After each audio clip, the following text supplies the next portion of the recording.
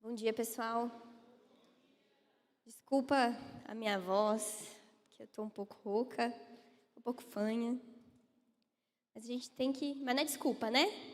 Para não vir. Bom, continuando a nossa aula, né, sobre 1 João, que a gente já vem aí alguns domingos falando sobre isso. Hoje o texto é um pouquinho longo. A gente vai ler do capítulo 3, versículo 11, ao capítulo 4, versículo 6. E a gente vai falar um pouco sobre vencer o mal, sobre dar ouvido aos apóstolos. E aí vamos ler tudo e depois a gente vai voltando e conversando um pouquinho sobre o texto. Deixa eu só dar uma aumentada aqui. Aí. Então, no verso 11... então eu vou ler aqui mesmo. Porque a mensagem que vocês ouviram desde o princípio é esta: que nos amemos uns aos outros, não sejamos como Caim, que era do maligno e matou seu irmão. E por que o matou? Porque as suas obras eram más, e as de seu irmão eram justas. Irmãos, não se admirem se o mundo odeia vocês. Nós sabemos que já passamos da morte para a vida porque amamos os irmãos. Quem não ama, permanece na morte. Todo aquele que odeia o seu irmão é assassino, e vocês sabem que todo assassino não tem a vida eterna permanente em si. Nisto conhecemos o amor, que Cristo deu a sua vida por nós, portanto também nós devemos dar a nossa vida pelos irmãos. Ora, se alguém possui recursos desse mundo e vê seu irmão passar necessidade, mas fecha o seu coração para essa pessoa, como pode permanecer nele o amor de Deus? Filhinhos, não amemos de palavra nem de boca para fora, mas de fato e de verdade. E nisto conheceremos que somos da verdade, bem como diante dele tranquilizaremos o nosso coração. Pois se o nosso coração nos acusar, Deus é maior do que o nosso coração e conhece todas as coisas. Amados, se o coração não nos acusar, temos confiança diante de Deus, e aquilo que pedimos dele recebemos porque guardamos os seus mandamentos e fazemos diante dele o que lhe é agradável. E o seu mandamento é este: que creiamos no nome do seu Filho, Jesus Cristo, e nos amemos uns aos outros segundo o mandamento que nos ordenou. Quem guarda os seus mandamentos permanece em Deus, e Deus permanece nele. E nisto conhecemos que ele permanece em nós pelo Espírito que nos deu. Vamos ler até aqui? Depois a gente continua no capítulo 4. Gente, se vocês quiserem fazer alguma pergunta, quiser colaborar com a aula, por favor, fiquem à vontade. Só levantar a mão que a gente leva o microfone até você. Então, bora lá. Não sei se vocês se lembram, quando a gente teve aquela aula de panorama, né, das 3 cartas de João, um assunto muito recorrente nessa carta que a gente vai ver é a questão do comportamento, é a questão da doutrina, né, da doutrina genuína. João, ele bate o tempo inteiro nessa tecla, né, e aí ele começa essa parte, né, esse trecho, falando sobre Caim e Abel. E aqui ele faz isso justamente para começar essa discussão sobre o comportamento cristão. Quando a gente pensa no cristianismo, ele vai além do aspecto que é moral, do aspecto ético, né? Então, quando a gente vê assim, não precisa uma pessoa ser crente para ela não matar outra, certo? Não precisa uma pessoa estar aqui na igreja para ela não roubar. Então, mas o cristianismo ele vai além disso, né? Ele não é só um comportamento ético. E aí ele usa Caim e Abel para dar esse contexto para nós. Porque Caim e Abel, os dois entregaram uma oferta para Deus. Então, os dois fizeram aquilo que era certo perante os homens. Mas perante o Senhor, aquele que conhece o nosso coração, a oferta de Caim foi recusada, justamente por conta do coração. Porque Deus vai além, né, daquilo que está aparecendo aqui na frente. E quando eu entendi isso, há um tempo atrás, porque eu não sei vocês, mas eu pensava assim: nossa, tudo bem, não quero, mas estou fazendo, Deus vai considerar, né? Porque, poxa vida, eu não quero ir na igreja, mas eu vou. Então, Deus vai olhar com bons olhos? Não vai. Não adianta nada, porque Deus sabe o nosso coração. A gente pode estar fazendo a coisa mais altruísta possível. doando o nosso dinheiro inteiro, Ele sabe qual é a intenção do seu coração, qual é o desejo do seu coração. E isso vai fazer com que a sua oferta seja agradável ou não a Ele, né? E aí, quando a gente começa a avançar aqui, João ele já sabia sobre essa dinâmica que existe entre obedecer ao Senhor e ser odiado pelo mundo.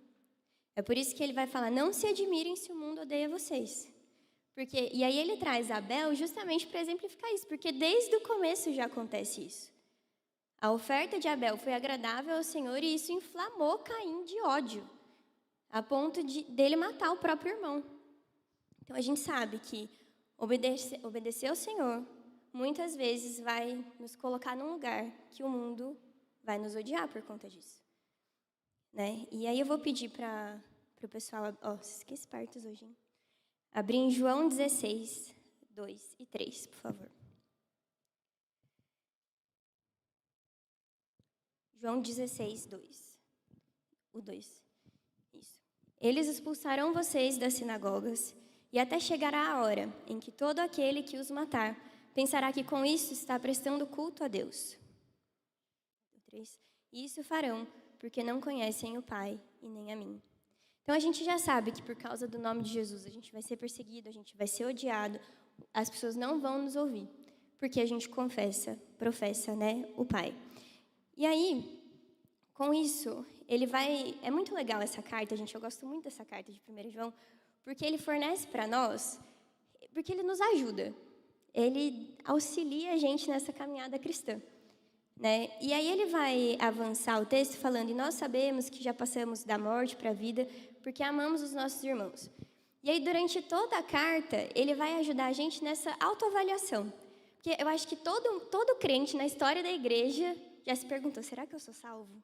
Em algum momento.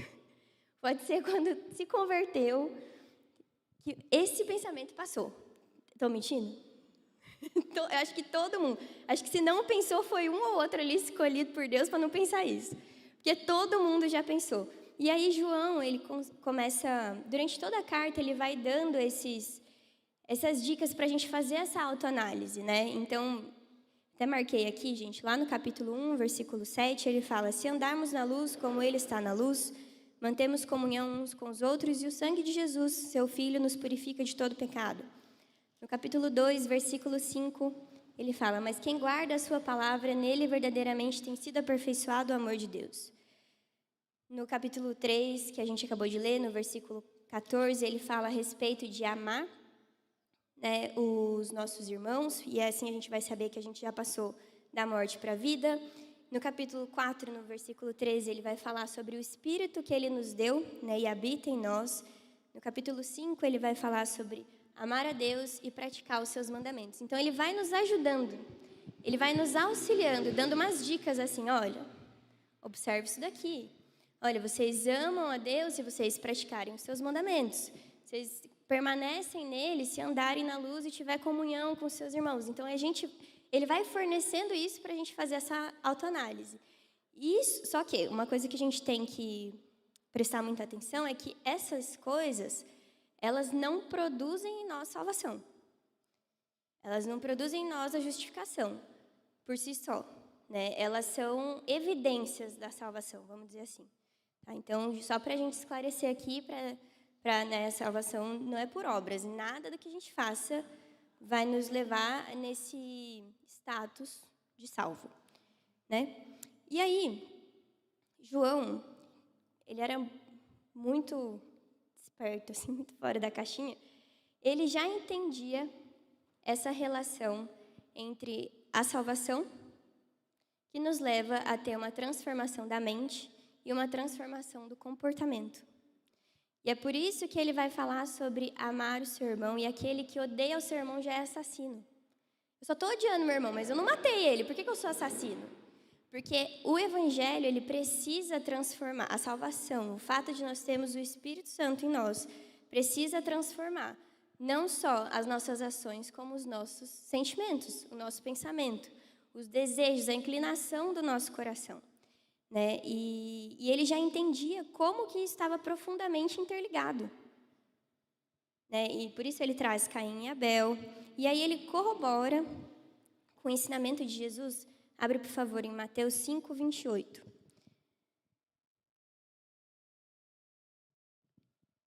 Eu, porém, lhes digo, palavras de Jesus aqui, todo que olhar para uma mulher com intenção impura já cometeu adultério com ela no seu coração. Então, vai além do praticar. Os desejos do nosso coração, gente, eles revelam muito sobre quem controla o nosso coração. Tem até um livro que acho que a gente pode até colocar futuramente, que se chama Ídolos do Coração, que ele fala sobre isso, sobre os desejos do nosso coração. Aqui, e é tipo uma bússola. É para onde o nosso coração está apontando, é ali onde está o nosso tesouro. A Bíblia fala sobre isso, né? Então, ele traz isso, essa questão do comportamento e da mente, né? Porque o simples desejo de quebrar um mandamento já quebrou. É por isso que o cristianismo, o evangelho, ele vai além. Ele não para aqui na superficialidade. Ele vai além, ele vai para o nosso coração. E é nisso que a gente se diferencia. Né? E isso é muito interessante, porque aqui, gente, não interessa se você tem uma perspectiva reformada, se você tem uma perspectiva liberal, se você tem uma perspectiva pentecostal acerca do evangelho, qual que é a sua abordagem, não interessa. Todas elas têm que partir do princípio de que Deus é um Deus sério. Deus não é um Deus de brincadeira. E é por isso que a gente tem um compromisso, a gente tem uma responsabilidade. Né? Isso não é questionável. Deus não está aqui para palhaçada, desculpa falar dessa forma. Mas é verdade. Quando a gente confessa Jesus como nosso Senhor, é como se a gente fizesse os votos aqui do casamento. Perante o altar é uma responsabilidade, é um compromisso que a gente tem que cumprir. Né? Então, isso é muito sério. Por isso que, nesse ponto, não importa o que diferencia a gente tem que partir da seriedade, do compromisso que a gente tem com o Evangelho.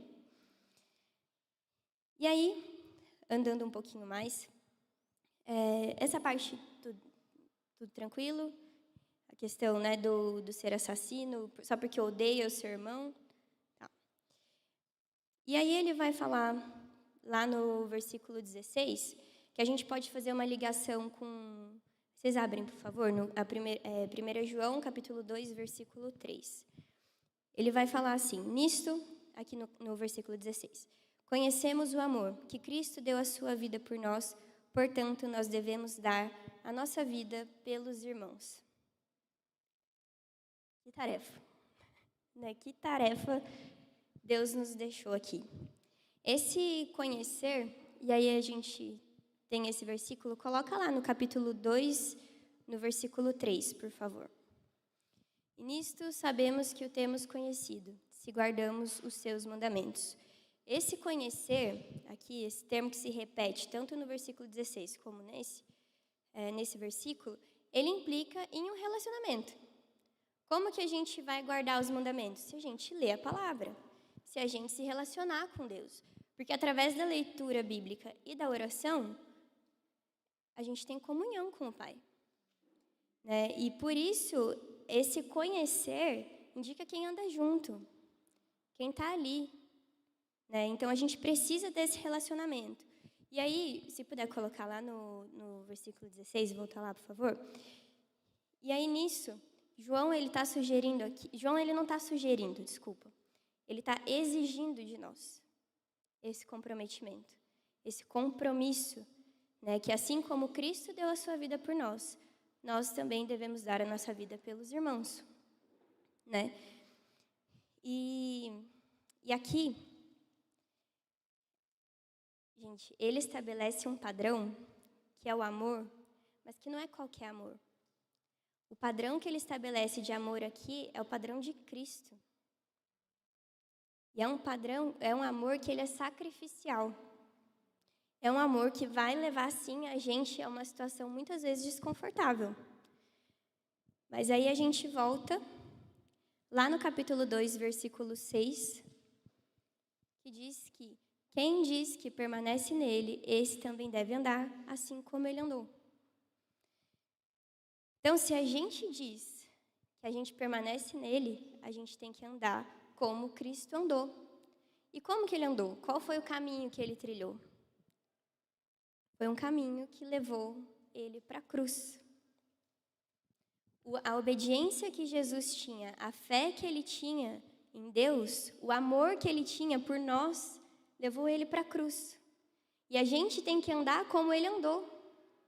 A gente sempre tem que ter isso em mente. Não é o padrão do amor não é a gente que define, não sou eu, não é o pastor, não é o ministério de ensino. É a própria palavra. Isso é muito sério. A gente fica achando que tá cheio de gente achando que ser crente aqui é brincadeira. Não é. A gente tem que estar disposto a entregar a nossa vida a sacrificar a nossa vida pelos nossos irmãos, assim como Cristo deu a vida dele por nós. Porque se a gente diz que permanece nele, a gente vai andar como Cristo andou. E isso significa que a gente vai crucificar a nossa carne, que a gente vai crucificar os nossos desejos, o nosso conforto, o nosso tempo pelos nossos irmãos. E isso não é brincadeira, porque a nossa vida, ela precisa espelhar a fé, a obediência e o amor de Cristo. E a fé, a obediência e o amor de Cristo foi o que o levou para a cruz. Ele podia não ter obedecido, ele era Deus. Ele falou assim, não vou morrer por ninguém não, esse bando de pecador, eu não fiz nada. Mas ele obedeceu aquilo que o Senhor Deus já tinha falado que ia acontecer. Jonathan, você que está com o microfone? A Fátima quer falar.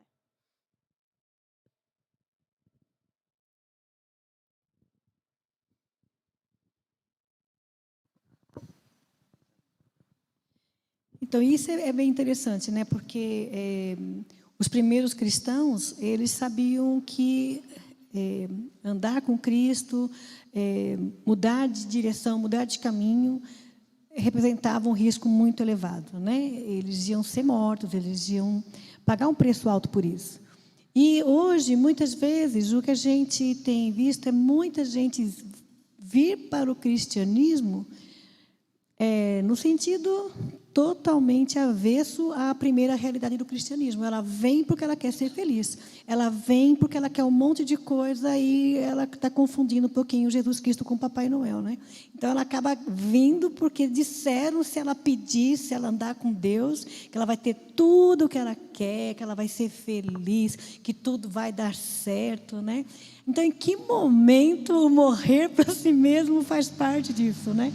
Então, assim, tem muita gente se enganando, vindo para o cristianismo, achando que, a partir desse momento, ela vai ser feliz e tudo vai dar certo. Nós não temos essa promessa nas Escrituras. Se Jesus fala, pega a tua cruz, morre para si mesmo e vem, como é que eu vou buscando tudo para mim mesmo atrás do cristianismo? Porque se eu acreditei, ou se eu escutei em algum momento, e achei que isso é uma verdade, que eu vou pedir as coisas para Deus, e que Ele vai fazer tudo o que eu quero, eu não estou morrendo para mim mesmo, eu estou colocando o meu ego lá em cima, né? A minha vontade lá em cima, né? Eu estou sendo o centro, eu sou Deus, né? Tudo que eu quero, tudo que eu sonhei, tudo que eu pensei, todos os meus desejos, é eu. Então, a gente precisa lembrar disso e...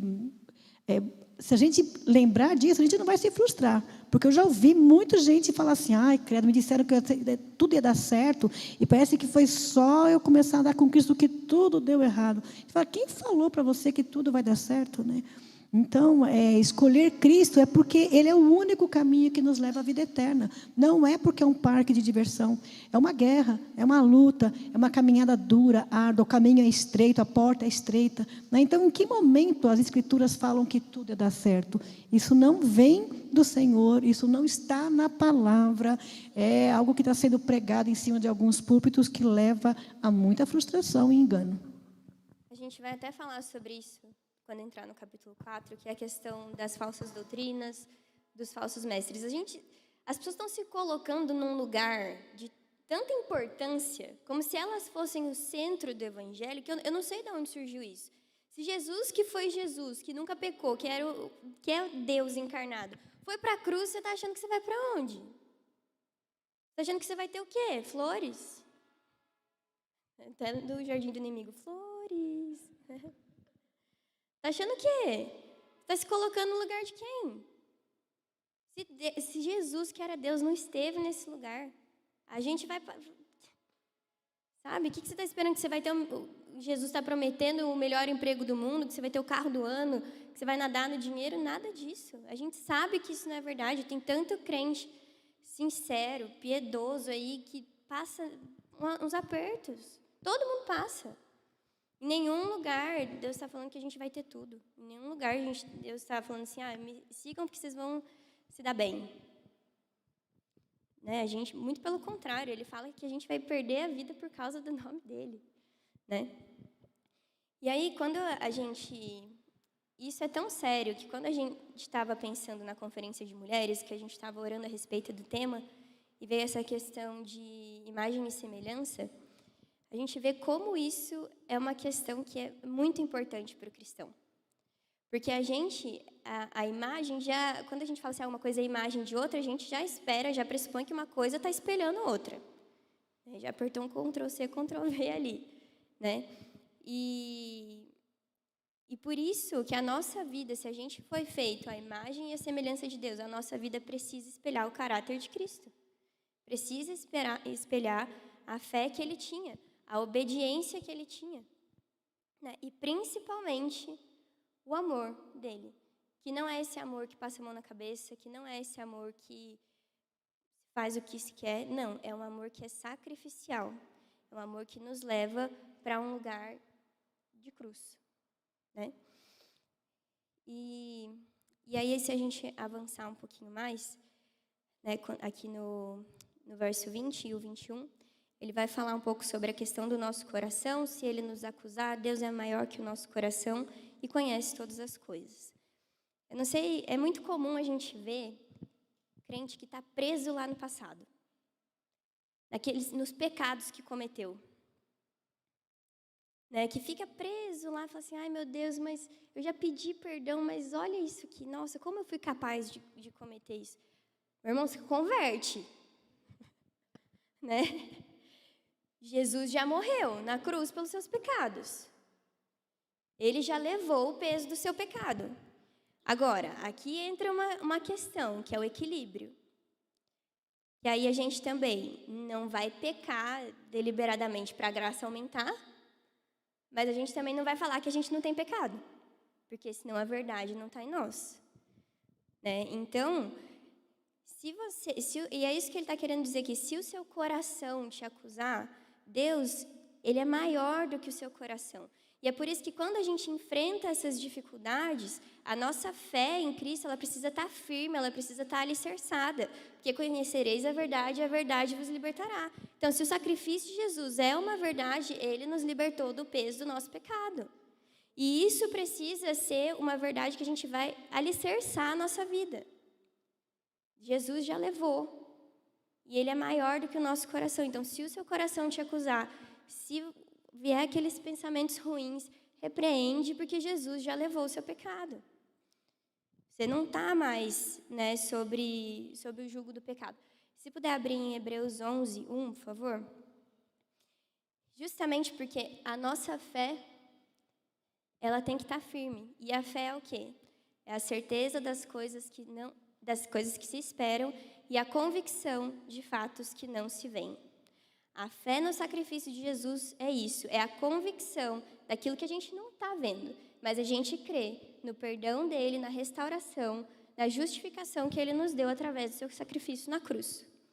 Né? E aí, então, é por isso que o equilíbrio, ele é uma coisa muito importante para o cristão. E a gente até, acho que o pessoal que fez a classe de novos membros até vai lembrar disso, que a gente fala muito sobre equilíbrio na doutrina da nossa igreja, né? Tem até o equilíbrio de ser moderado no vestir, enfim, nas palavras, porque a gente não é 8 nem 80, a gente precisa ter uma vida equilibrada. Uma vida que a gente não vai ser levado pelas nossas emoções, mas sim que a gente vai seguir e agir de forma coerente com a nossa fé. Né? Dessa parte, gente, alguma dúvida? Tranquilo? Beleza. Acho que vai ser mais rápido do que eu imaginava que fosse ser. E aí a gente parte para o versículo 22, e aqui entra uma questãozinha que fala que aquilo que pedimos dele recebemos, porque guardamos os seus mandamentos e fazemos diante dele o que lhe é agradável. Aqui a gente pode...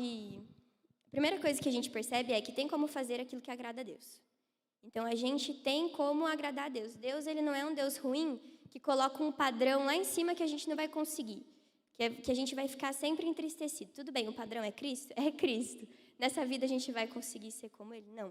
Mas Ele veio aqui para nos mostrar de que é possível a gente lutar contra o nosso pecado. É possível a gente ter uma vida reta. Mas muitas vezes o nosso coração está apontando para o lado errado, né? Está apontando para o objeto errado. E aí a gente entra nessa questãozinha aqui do começo, que é essa ligação entre guardar os mandamentos, obedecer isso, e ter as nossas orações respondidas. Existe essa relação? Existe. As nossas orações, elas nunca ficam sem resposta. Eu ouvia isso quando era criança. Ou é sim, ou é não, ou é ainda não. Né? Então, às vezes, não é que a sua oração não está sendo respondida, é você que não está querendo ver a resposta. Porque a resposta não é aquilo que você queria. Então, você vai lá, tapa o seu ouvido, Deus, me responde, mas Ele me responde aquilo que eu quero ouvir. Né? E a gente sabe que nem sempre a gente vai receber aquilo que a gente pede. Todo mundo aqui recebeu tudo que pediu até hoje? Quem dera. Seria fácil a vida. E às vezes a gente ora até por coisas que são certas, que são justas. Tipo, Deus, me ajuda a fazer a missão, me ajuda a conseguir o dinheiro para eu pagar uma escola de missões, para eu estudar um idioma, para eu ser missionário. E às vezes Deus não te dá isso. E aí você fica, mas eu estou orando por uma coisa que é da vontade de Deus, que a gente vai evangelizar. Mas Deus, Ele é soberano e Ele sabe o que isso significa na sua vida. Eu vejo, gente, o tanto de mulher que... Eu acho que isso é porque sou esposa de pastor, mas que chega falando sobre gravidez. Ai, queria tanto engravidar, queria ter um filho, eu oro tanto para Deus, mas Deus não me responde sobre isso. Será que Ele não está te respondendo ou você não está ouvindo a resposta dEle? Você quer ser mãe ou você quer engravidar? Gente, a gente conhece casais que já gastaram centenas de milhares de reais com um procedimento para engravidar. E não percebe que tem um monte de orfanato aí com filas e filas de crianças esperando para adoção. Às vezes Deus quer tratar uma coisa no seu coração que Ele sabe que está no lugar errado. Talvez, nesse caso da maternidade, talvez Deus não permite que isso aconteça, porque na sua vida isso pode ser uma idolatria. Então, assim, as coisas, por mais que elas sejam boas, elas precisam estar no lugar certo dentro do nosso coração. E a nossa oração, quando a gente ora, tem que ser feita de acordo com a vontade de Deus e precisa ser uma oração que tem fé, que tem paciência, em obediência à vontade do Senhor, que é soberana e que é perfeita. Deixa eu só terminar rapidinho, aí você já fala. Não, pode falar. Não, só falando sobre essa parte de oração que você está comentando, tem um livro do Bob Sorge que é... Como é que é o nome? Acho que é Fogo das Respostas... Como é que é? O Fogo das Respostas Tardias, que ele vai falar justamente sobre isso. Para quem não sabe, ele é um ministro da Palavra de Deus e há mais de 20 anos ele foi fazer uma cirurgia, assim, perto da garganta, sei lá, e o médico errou, acertou a corda vocal dele e hoje ele não fala direito. Ele consegue falar, 1 hora por dia, ainda olha lá. E é engraçado que todo o conteúdo dele é voltado à oração. Tudo que ele escreve, fala, é sobre oração. E é a pessoa que menos tem voz, que mal consegue falar. E uma das coisas que ele traz nesse livro que eu acho muito legal, que tem muito a ver com o que você disse, que não é só sobre pedir e sobre o receber também. Ele vai trazer depois no livro ali vários exemplos da Bíblia de pessoas que pediram algo e que mais para frente Deus até respondeu, tipo Samuel, quando nasceu, etc. Mas a mãe dele teve que orar muito, e não no sentido de que ela fosse conquistar isso de Deus, mas que Deus estava trabalhando no coração dela. Esse é um outro ponto também. Às vezes, Deus vai dar o sim para você, mas até que o sim chegue, a gente precisa perseverar. Isso às vezes a gente não quer. Porque na perseverança, que o nosso coração é moldado, é mudado, as idolatrias caem por terra, às vezes até o sim de Deus vai vir. Mas até que isso aconteça, a gente precisa ter ali o caráter moldado por Deus. A gente precisa ser preparado, né? muito jovem orando. Jonatas, não é por causa de você. Mas muito jovem orando pelo varão, pela varoa, prometi. Mas às vezes você precisa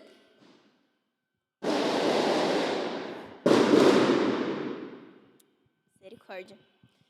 Você precisa se preparar para receber as bênçãos de Deus. Eles vão passar aqui na rua? Eles estão aqui já.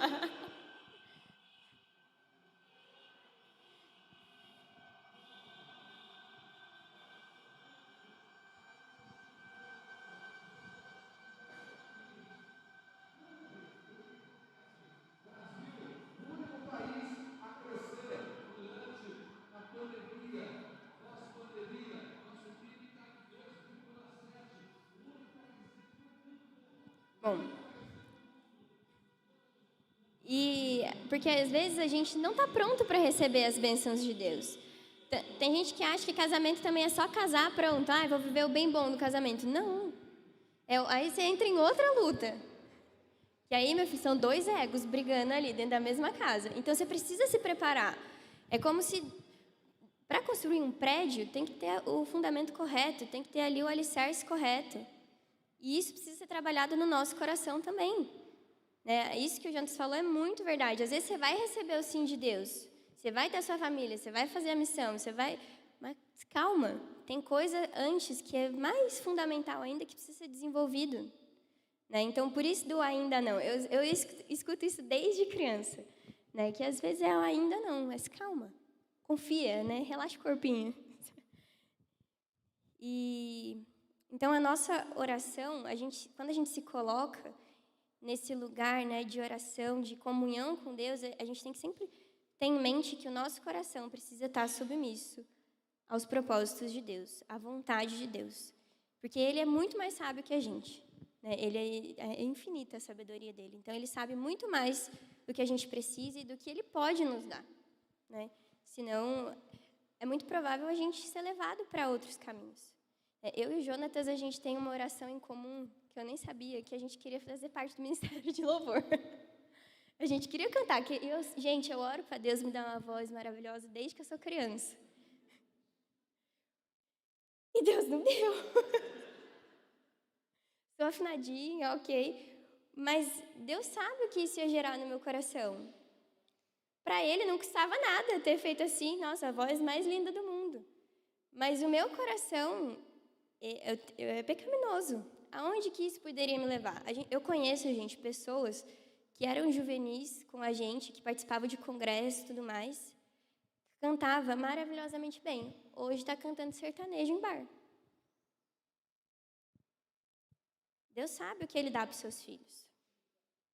Né? E Ele sabe, e Deus tem um propósito para todas as coisas, gente. Então, o desejo existe, né? A gente louva do nosso lugar. A gente faz um coral, né? A gente aumenta o coro. Tem lugar para todo mundo, gente.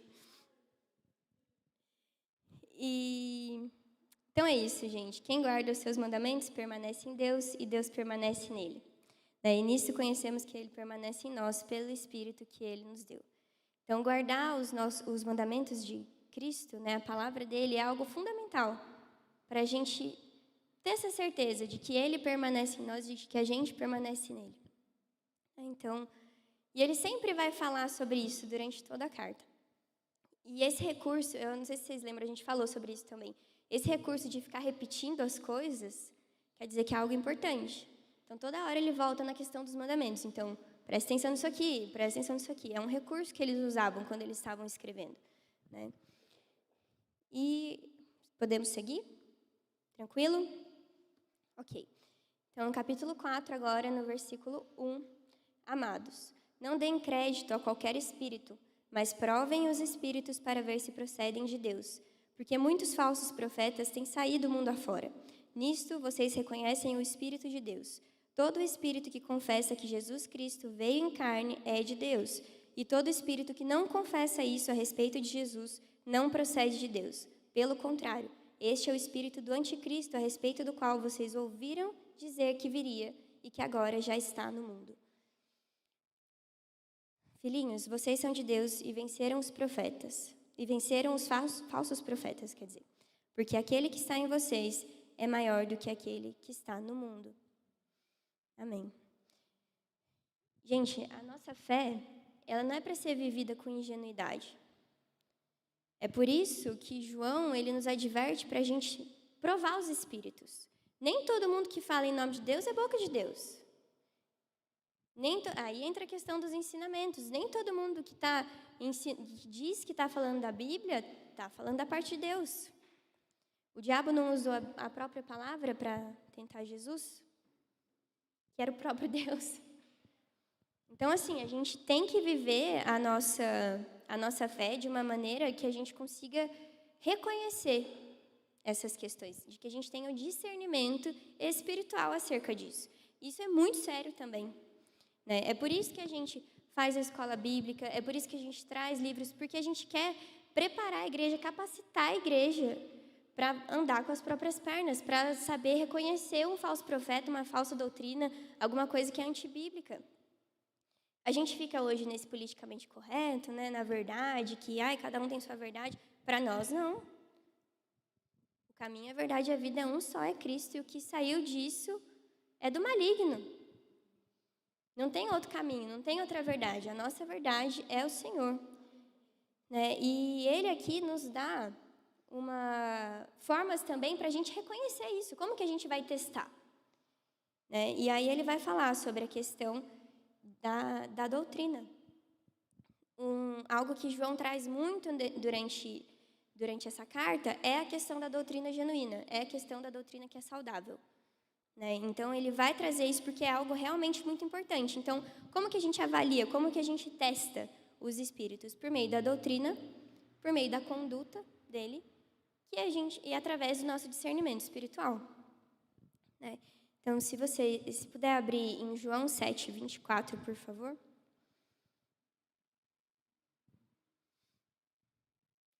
Não julguem segundo a aparência, mas julguem pela reta justiça. Essa justiça que vem do alto, que vem de Deus. Né? Então, ele estabelece aqui 2 testes, vamos dizer assim. Um teste ético, moral, que é a pessoa está obedecendo os mandamentos, porque ele pode estar lindo aqui, falando tudo certinho. A hora que você vê a vida do cara, não espelha Deus, não reflete Cristo. E aí? Né? Então, ele está observando os mandamentos, ele está se dedicando no amor à comunidade. E aí ele também coloca esse teste da fé, que eu até marquei aqui, que é ter a perspectiva correta sobre Jesus.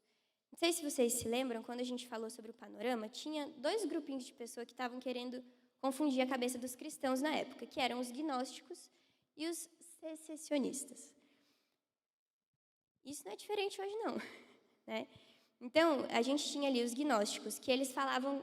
Gente, era muito louco. Assim, eles falavam que o Deus que criou a terra é um Deus mau, e por isso que ele aprisionou os homens nesses corpos que são mortais, né, em matéria. Então, tudo que é matéria é ruim. Então, e aí tem um Deus que é bom, e aí como que esse Deus que é bom vai vir em carne, sendo que tudo que é matéria é ruim? Então, eles falavam que Jesus era um espírito. Então, é por isso que ele vai falar aqui que todo aquele que confessa que Jesus veio em carne procede de Deus. E aí tinha um outro grupo que falava que Cristo era divino. Ele só parecia ser humano, ele não era humano. E esses eram os docetistas, eu até anotei aqui para não esquecer. E aí tinha um outro grupo ainda, que é mais louco ainda, que falava que existia um Espírito Cristo que simplesmente desceu sobre um homem chamado Jesus e podia sair dele a hora que queria, e por isso que esse Jesus não era o único e verdadeiro Cristo, porque esse Espírito simplesmente passou sobre ele. Então, a questão aqui não é confessar que Jesus passou nessa terra, é ter uma perspectiva correta acerca de Cristo. Hoje não é diferente, a gente tem aí a religião falando que Jesus era só mais um profeta, como é o caso dos muçulmanos. A gente tem gente falando que Jesus era um espírito evoluído. A gente tem gente falando de Jesus como só mais um, né, como um líder religioso, mas que não era o Filho de Deus. Ele era um homem muito sábio. E essas pessoas estão falando, Jesus nasceu, Jesus viveu aqui. E o nosso próprio tempo, o nosso calendário é dividido pelo nascimento de Jesus. Você não vê o povo protestando na Paulista para mudar isso. Não, é antes e depois de Cristo, não. Vamos colocar outro ponto zero aí. Você não vê gente protestando sobre isso. Porque o que interessa não é falar que Jesus veio. É falar que Jesus era plenamente Deus, plenamente homem e que ele ressuscitou. Então, o que importa é ter essa perspectiva correta acerca de Jesus.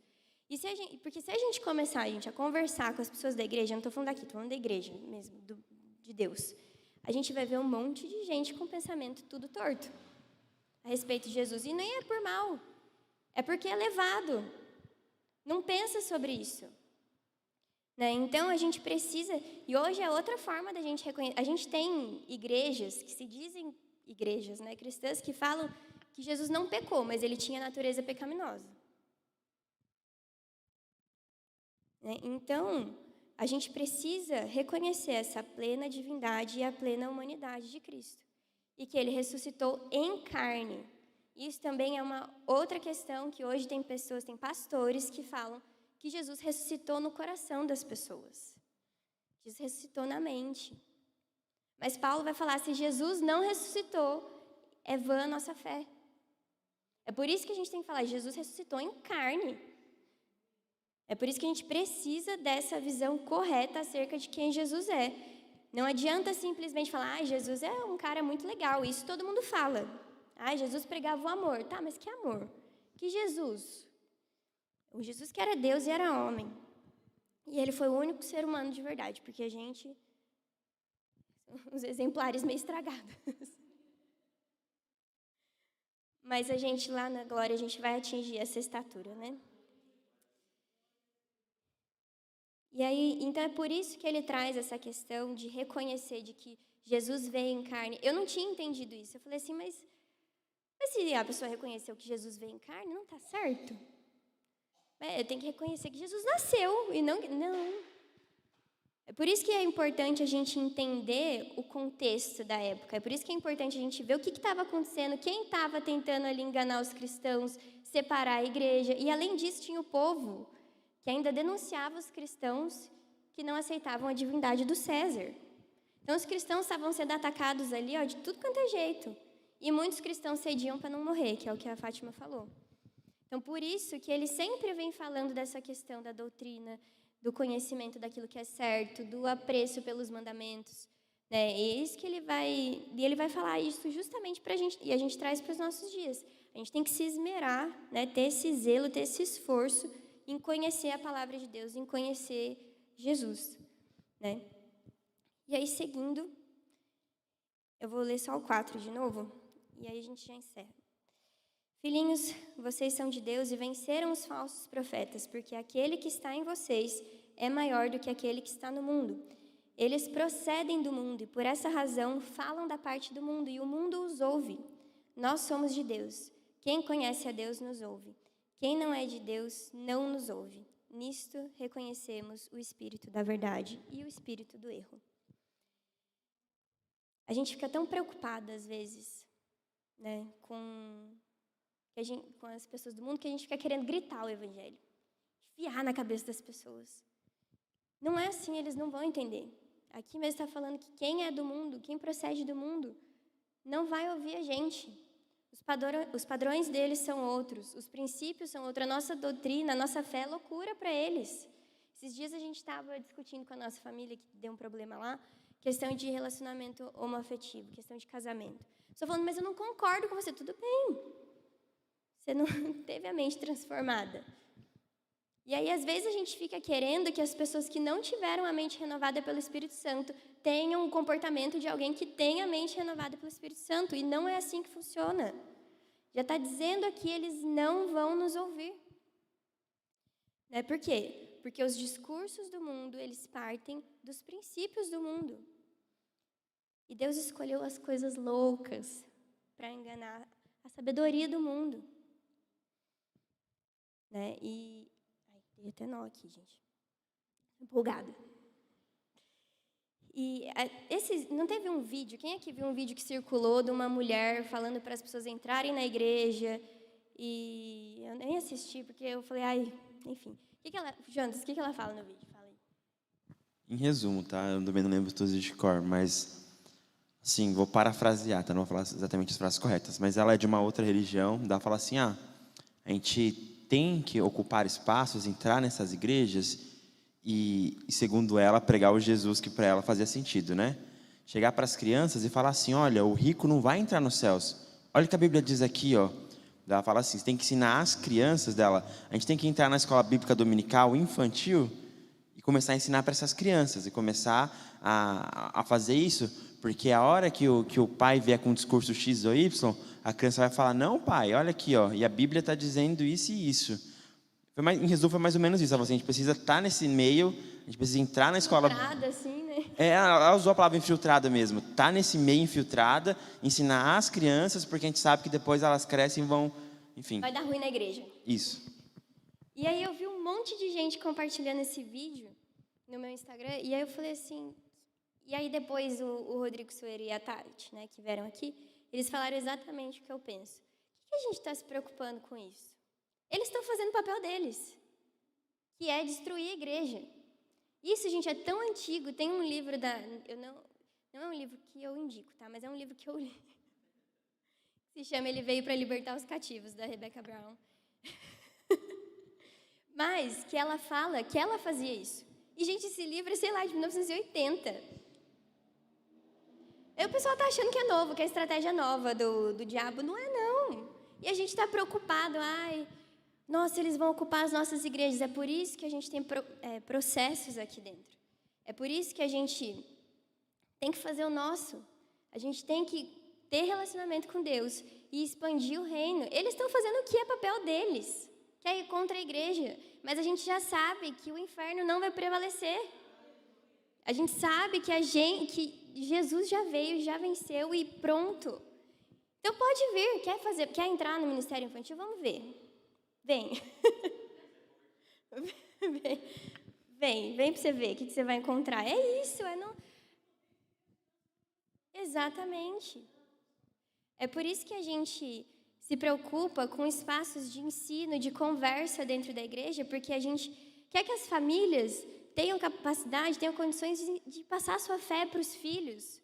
A gente vê um monte de crente, não vou mandar meu filho para a escola, porque agora tem criança que fala que é isso, que é aquilo, que não é homem, não é mulher. É o mundo. Eles não têm que seguir o nosso padrão, mas você tem que educar o seu filho de maneira que ele consiga discernir os espíritos, que ele consiga discernir as falsas doutrinas. A gente está no mundo, mas a nossa fé ela tem que estar firme, ela tem que estar alicerçada. E aí, gente, se você puder abrir em João 16, 33, só para a gente finalizar, que isso não é para a gente ficar com medo, não é para desanimar a gente. Falei essas coisas para que em mim vocês tenham paz. No mundo, vocês passam por aflições, mas tenham coragem, eu venci o mundo. Jesus já venceu essa guerra, gente. Jesus já veio, já triunfou, já venceu a morte. E a gente está aqui para expandir o reino dele, para proclamar essa verdade. Então, vamos continuar estudando, vamos continuar tendo comunhão com ele, se esforçando mesmo nisso, em oração, em leitura bíblica, em estudar a palavra, entender o que está falando aqui, para que a gente viva a plenitude dessa vida, que está nele, não está em nada desse mundo. E não percam o ânimo de vocês, porque ele venceu o mundo. Amém? Alguma dúvida, pessoal? Algum comentário? Então, beleza. Então, vamos orar. O João vai falar? Rapidinho. No primeiro tema que você tinha falado, sobre o amor ao próximo, né, tem um livro que ajudou muito para quem quiser conhecer mais sobre o assunto, que é o Juntos Somos Melhores, lá do... Esqueci o nome. Você lembra o nome? De quem? Juntos Somos Melhores, do Rick Warren. Rick Warren, isso. Muito, muito bom. Gente, esse livro é um devocional de 40 dias, acabou. A gente não conseguiu comprar mais, né? Mas a gente vai comprar, e porque é sensacional. Fala sobre essa questão fala muito sobre essa questão do amor ao próximo, do servir ao próximo. A gente está aqui para servir, né? E não para ser servido. Então, vamos servir capacitado. Você vai falar alguma coisa, Jonas? Beleza. Vamos orar, agradecer ao Senhor. Senhor, te agradeço, Pai, por esse dia de vida que o Senhor nos deu. Te agradeço pelas bênçãos que o Senhor tem nos dado, por tua provisão, porque o Senhor é bom, Pai. Eu te agradeço porque o Senhor é um Deus acessível. É um Deus que a gente pode se achegar e te conhecer e se relacionar. O Senhor não é um Deus que simplesmente nos jogou aqui e nos largou a própria sorte, Pai. O Senhor é um Deus de relacionamento, o Senhor é um Deus de aliança. E nós louvamos o teu nome por isso, Pai. Que o Senhor esteja conosco, esteja com a nossa família, que nós possamos ter um domingo bom e à noite voltarmos aqui para a tua casa para cultuarmos o teu nome como igreja, Pai. Em nome de Jesus, amém.